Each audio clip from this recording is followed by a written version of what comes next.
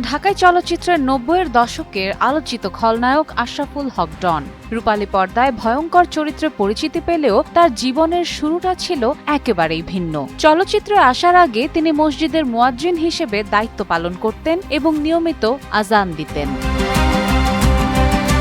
রবিবার ঢাকার হযরত শাহজালাল আন্তর্জাতিক বিমানবন্দর থেকে ইমিগ্রেশন পুলিশের হাতে আটক হয়ে সিআইডির কাছে হস্তান্তর হন ডন। সালমান শাহ হত্যা মামলায় ডন ৪ নম্বর আসামি হওয়ায় তার বিদেশ যাত্রায় নিষেধাজ্ঞা ছিল। এই ঘটনার পর তাকে ঘিরে চলচ্চিত্র অঙ্গনের পুরনো আলোচনা ও নানা গুঞ্জন আবারও সামনে এসেছে। তবে এসব অভিযোগের সত্যতা আদালতের বিচার ও তদন্তে প্রমাণিত তথ্যই চূড়ান্ত হিসেবে বিবেচিত হবে।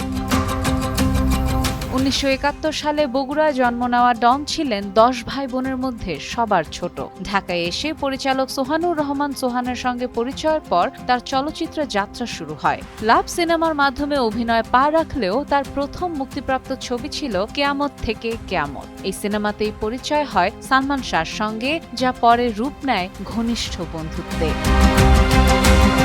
সালমান শাহ অভিনীত ২৭টি সিনেমার মধ্যে ২৪টিতে খলনায়কের ভূমিকায় অভিনয় করেছেন ডন।